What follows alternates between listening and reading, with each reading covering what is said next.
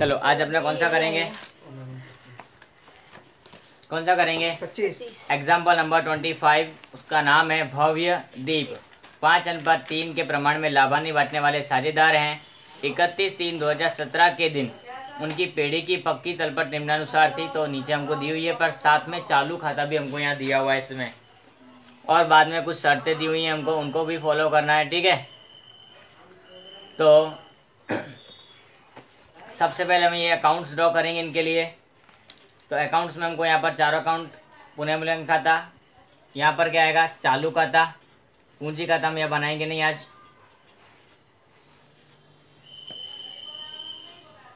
ठीक है, उसके बाद में अपने को क्या करना है, रोकड़ बैंक खाता, और लास्ट में पक्की तलपट हमको ये ड्रॉ करनी होती है। कौन सा है हमारा आज उदाहरण 25, नाम क्या है भव्य दीप, और वेदांग हमारा तीसरा पार्टनर जिसको हमको यहाँ प्रवेश देना है वो। ठीक है,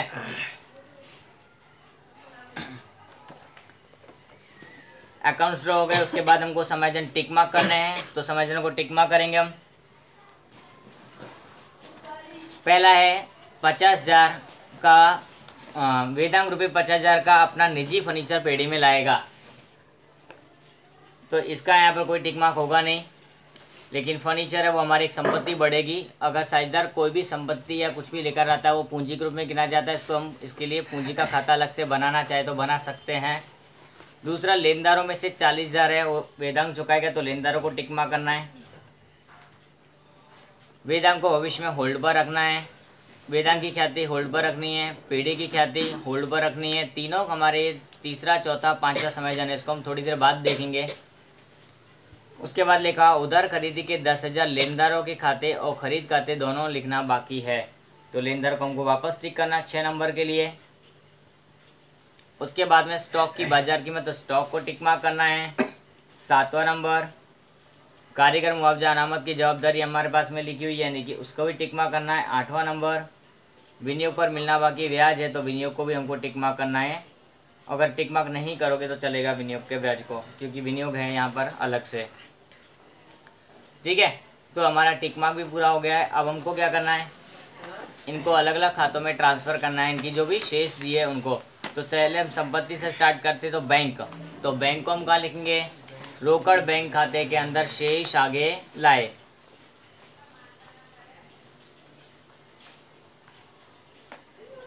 कितना दिया हुआ 40,000 है, तो हम 40,000 यहाँ पर लिखेंगे। नेक्स्ट हमारे पास देनदार, देनदार हमारी संपत्ति है, तो संपत्ति को कहाँ लिखेंगे हम, संपत्ति साइड में लिखेंगे। देनदार कितनी रकम दी हुई है 60,000 है, कोई टिक मार्क नहीं है, कोई भी प्रकार का समझना नहीं है, सीधा बाहर लिखना है। उसके बाद में स्टॉक लिखा हुआ है, स्टॉक को हम लिखेंगे कितना दिया हुआ है 40,000 है, टिक मार्क है तो लीव करेंगे 1 लाइन स्पेस। मकान दिया हुआ है, स्थायी संपत्ति है, मकान लिखेंगे हम संपत्ति साइड में ही। 3 लाख दिया है, कोई समझन नहीं है तो डायरेक्टली बाहर।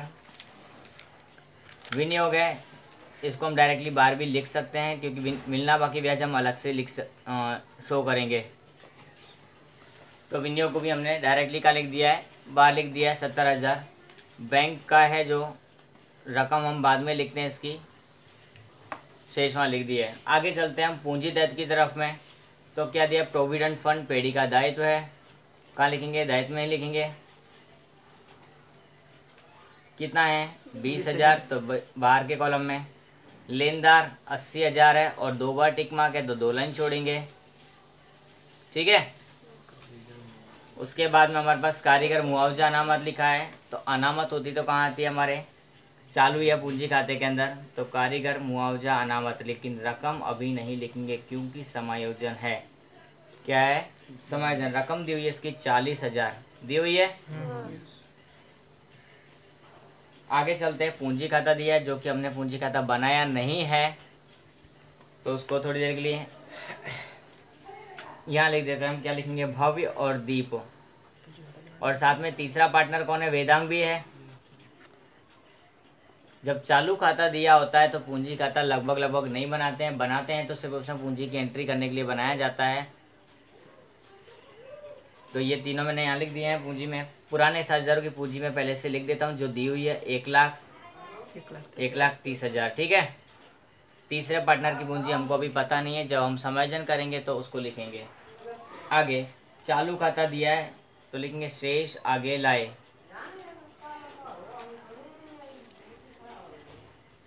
भव्य, दीप और वेदांग। यहाँ पर एक्चुअली वेदांग का खाता बनता ही नहीं है, ये खाना बनाना नहीं था अपने को, लेकिन ज़रूर पड़ेगी तो शायद बनाएंगे। ठीक है, चालू खाते की शेष दी हमको भव्य और दीप की 80,000 60,000। क्लियर है इतना? जितना बैलेंस हमको यहाँ पर दिया था पक्की तलपट के अंदर सारी चीज़ें वो हमने कर दी हैं। साझेदारों का अनुपात पुराना दिया हुआ था 5:3, तो मैंने वो भी लिख दिया, उसका टोटल भी हमने वहाँ पर लिख दिया है 8। अब एक एक करके हम क्या करेंगे, समायोजनों को हल करेंगे। तो समायोजनों में लिखा हुआ है कि वेदांग 50,000 का निजी फर्नीचर पेड़ी में लाएगा। अब नया साझेदार पेड़ी में या कोई भी साझेदार पेड़ी में कुछ लेकर आए तो उसको हम क्या बोल सकते हैं, निजी कुछ भी लेकर आए तो उसको क्या बोलते हैं, लेकर आए तो पूंजी और लेकर जाए तो आहरण। तो यहाँ पर लेकर आ रहा है, क्या लेकर आ रहा है, 50,000 का फर्नीचर लेकर आ रहा है। तो मैं पूंजी यहाँ वेदांग में जो है वहाँ लिखूँगा 50,000।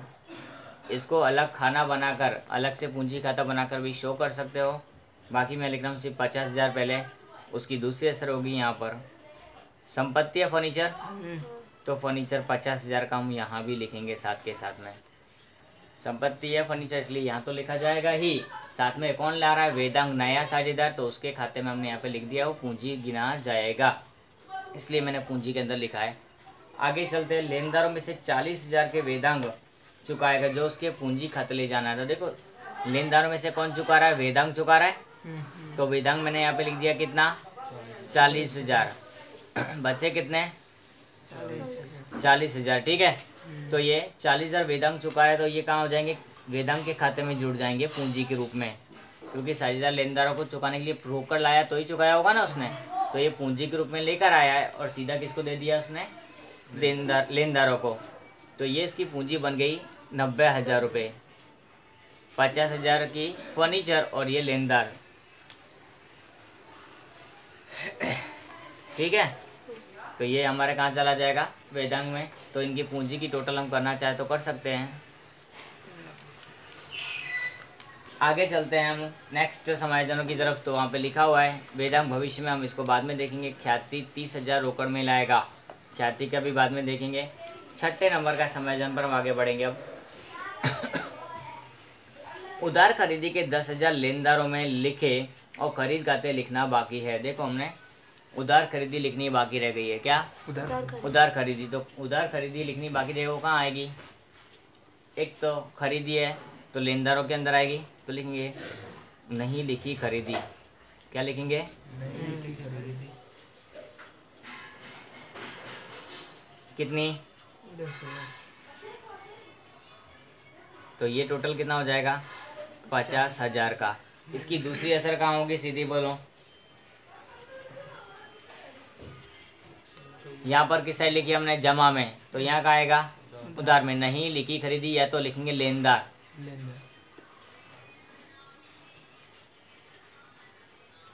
लेनदार खाता किस बात का, नहीं लिखी खरीदी का, किस बात का, कितना रकम है, 10,000। दायित्व में वृद्धि होती है, तुमको नुकसान होता है, दायित्व में वृद्धि होती है, नुकसान हो रहा है, तो वहाँ लिखा हमने। ठीक है, उसके बाद में नेक्स्ट समायोजन हमको लिखा हुआ है 30,000 के स्टॉक की बाजार कीमत 24,000, यानी कि 30,000 में से 24,000 माइनस करो, 6,000 की कमी हो गई। तो ये स्टॉक हमको कहाँ शो करना, हमारे स्टॉक के अंदर क्या लेंगे, कमी। कितने की कमी हुई है, 6,000 की। हमको तो हमारे स्टॉक में कितनी कमी है वो देखने हैं। 30,000 का स्टॉक था, उसकी कीमत आज कितनी हो गई है, 24 बराबर, तो कितना कम हुआ है, 6,000। तो 6,000 की हम कमी यहाँ पे करेंगे, कितना बचेगा, ठीक है। ये कमी हुई है स्टॉक में, तो कहाँ लिखा जाएगा, पुनः मूल्यांकन खाते के उधार में, संपत्ति में कमी हुई है इसके लिए।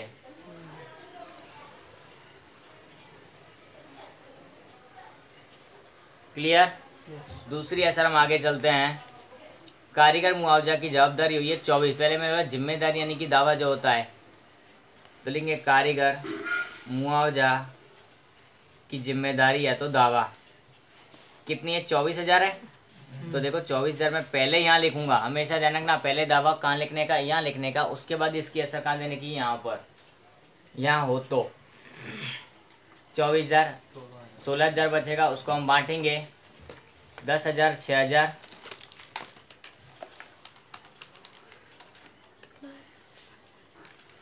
16,000 जो बचा हमारा, 40,000 में से 24,000 माइनस करने के बाद उस 16,000 को 5:3 में मैंने बांटा है। ठीक है, आगे चलूं। आगे हमारे पास में लिखा हुआ है कि विनियोग पर मिलना बाकी ब्याज 16,000 का लेखा करना बाकी। मिलना बाकी यानी संपत्ति, तो मिलना बाकी विनियोग ब्याज हम यहाँ लिखेंगे, मिलना बाकी विनियोग ब्याज। ध्यान से देखना है, समझना है हर चीज़ को। यहाँ पर कितना है, 16,000 का है। यहाँ पर का लिखा उधार, संपत्ति यानी कि उधार। इसकी दूसरी एंट्री कहाँ होगी, संपत्ति में, और सॉरी जमा में, पुनः में लिखेंगे। तो क्या लिखेंगे, मिलना बाकी विनियोग ब्याज, मिलना बाकी विनियोग ब्याज। कितनी रकम है इसकी, 16,000 है, तो 16,000 हम यहाँ पर पूरा लिखेंगे। ठीक है, यहाँ तक क्लियर।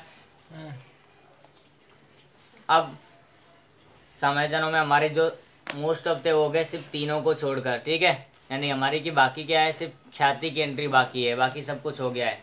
तो हम इस साइड का टोटल कर दें, दोनों साइड का टोटल जो इक्वल आ रहा है 16,000, 16,000 यानी कि खाता सरभर हो गया।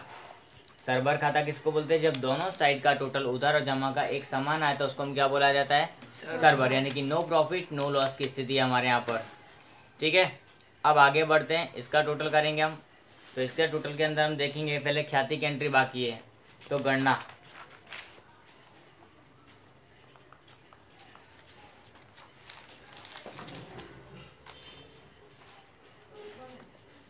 गणना करेंगे। तो गणना करने के लिए हमारे पास में क्या होगा, देखो यहाँ पर भव्य, दीप, वेदांग, उसके बाद हम क्या लिखेंगे, कुल।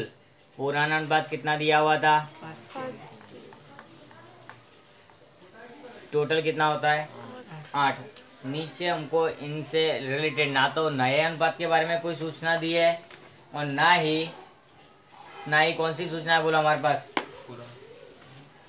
क्या बोलते हैं, त्याग के बारे में सूचना, ना ही नए अनुपात के, तो कुछ नहीं। तो ये हमारे पास जो है वही कि वही हमारा त्याग का अनुपात गिना जाएगा। तो लिख सकते हैं नए अनुपात अथवा तो त्याग के अनुपात के बारे में कोई सूचना नहीं है, इसलिए पुराने अनुपात को ही त्याग का अनुपात माना जाएगा। ठीक है, नए अनुपात या त्याग के अनुपात के बारे में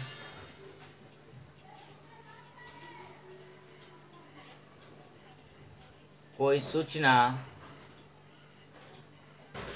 नहीं दी है, इसलिए पुराना अनुपात बराबर त्याग का अनुपात। पुराने अनुपात को क्या मान लेंगे, त्याग का अनुपात मान लेंगे। वो कितना हमारे पास 5:3 है। अब हम क्या करेंगे, पेढ़ी की कुल ख्याति कितनी है वो देखेंगे। तो देखो पेढ़ी की ख्यातियाँ लिखी होगी हमारे पास 2 लाख। समायोजन नंबर 5 में लिखा हुआ पेढ़ी की ख्याति कितनी है, 2 लाख है। तो नया साझेदार कौन है, वेदांग, उसकी ख्याति कितनी होगी, 2 लाख गुणा उसके बारे में देखो लिखा हुआ कितने प्रवेश दिया उसको, किस शर्त से दिया, लिखा हुआ 3 नंबर के सामने 1/5 भाग मिलेगा, लिखा है। तो 2 लाख का 1/5 भाग करे तो कितना आएगा, 40,000।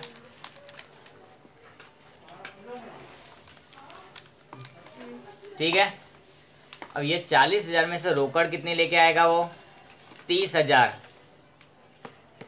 30,000 कैसे लेके आएगा, रोकड़। बाकी की रकम है वो 10,000 रोकड़ में आएगी नहीं, लेकिन बांटेंगे तो यहाँ लिखेंगे रोकड़ ख्याति। ये ख्याति है, कुल ख्याति है किसकी, वी की, उसमें से रोकड़ ख्याति इतनी लेके आता है और बिना रोकड़ में लाएगा 10,000। तो इसको भी हम क्या बांटेंगे, त्याग के अनुपात में। वेट इसको भी हम क्या बांटेंगे, त्याग के अनुपात में 5:3। इसको भी हम क्या लिखेंगे, 5:3। पर एंट्री करते समय हमको खास ध्यान रखना पड़ेगा कि 2 अलग अलग टाइप से एंट्री होंगी हमारी। तो 5 और 3 में अब बांटो इसको।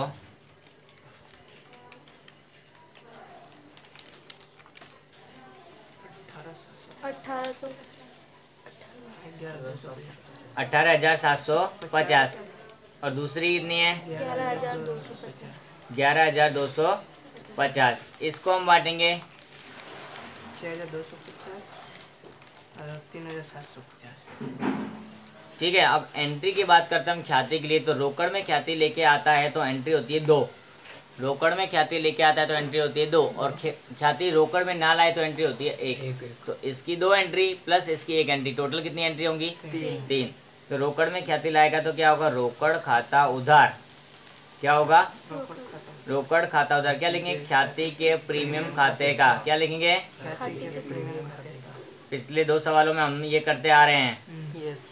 कितनी रकम है हमारे पास 30,000 रोकड़ में लाया तो पूरी 30,000 से एंट्री कर रहा हूँ मैं यहाँ। ठीक है। अब इस रकम को बांट लेंगे कौन दोनों साझेदार।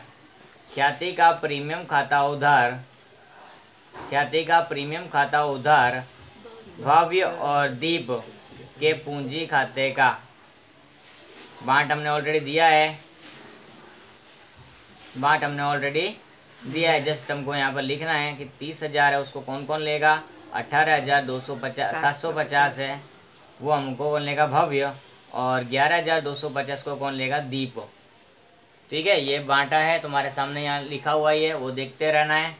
उसके बाद में हमारे पास ये एंट्री रोकड़ वाले की किसकी हुई है रोकड़ वाले की। अब बाकी एक और एंट्री जो बची हमारी वो भी लिखनी पड़ेगी। क्या लिखेंगे वहाँ पर हम ये साझेदार ख्याति कौन है वी। तो वी का पूंजी खाता उधार या तो चालू खाता उधार।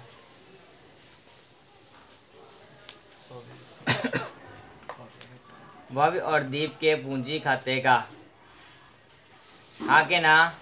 तो ये कितनी 10,000 और ये कितना 62, 50 और 37, 50। तो ये एंट्री हमको यहाँ करनी है।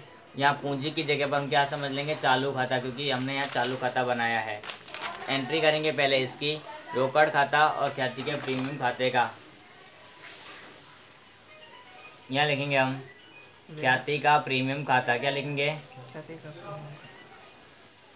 रकम कितनी लिखेंगे 30,000। कितनी लिखेंगे 30,000। डन। यहाँ पर हम क्या लिखेंगे ख्याति का प्रीमियम खाता।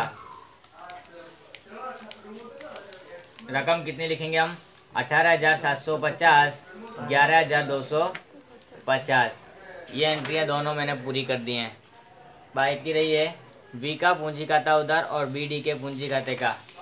तो लिखेंगे 6,250 और 3,750। क्या लिखेंगे वी का चालू खाता। पूंजी की जगह क्या लिखेंगे हम वी का चालू खाता। ठीक है। अब इसको हम कहाँ लिखेंगे उधार में 62, 50 और 37, 50। क्या लिखेंगे वी का चालू खाता भव्य का और डी का चालू खाता। ठीक है। अब क्या करेंगे टोटल करेंगे। इन दोनों का टोटल पहले करते हैं।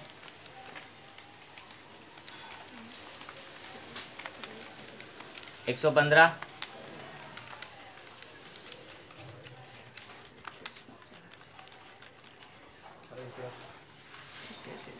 1,15,000 बी का भव्य का। इसका 81,000 और बाजू में जो है हमारे पास उसका रहेगा 81,000।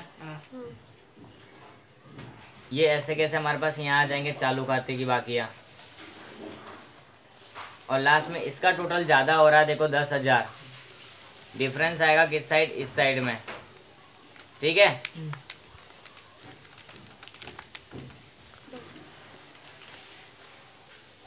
क्या लिखेंगे शेष आगे दोनों खातों की हम शेष आगे लेके जाएंगे अलग अलग 26,000 की दोनों साइड में। तो लिखेंगे शेष आगे ले गए। ठीक है। ये दोनों इस साइड के हैं तो हमको उनको यहाँ लिखना है चालू खाता। क्या लिखेंगे हम चालू खाता। किस किस का भव्य और दीप का 1,15,000 और 81,000। ठीक है। उसके बाद में इस साइड का लिखेंगे इधर चालू खाता कौन है वो वेदांग 10,000 है तो 10,000 लिखेंगे। अब इसका टोटल कर देते हैं हम 70,000 है तो 70,000 आया। डिफरेंस कितने का निकलेगा? यहाँ पर हमारे पास 70 का ही रहेगा। क्या लिखेंगे? शेष आगे ले गए। वो हम यहाँ बैंक की जगह खाली रखी होगी हमने, वहाँ लिख देंगे। अब दोनों साइड का टोटल करेंगे।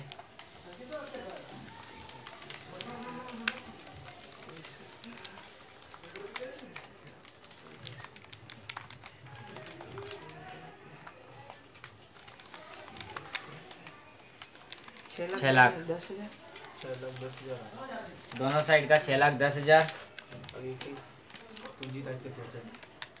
इसका तो उस साइड का भी कितना आएगा?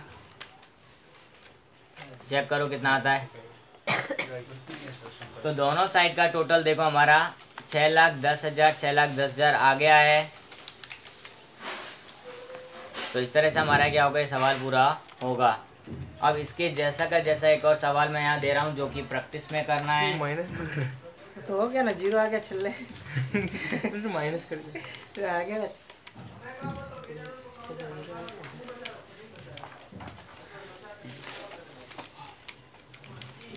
सवाल नंबर 14।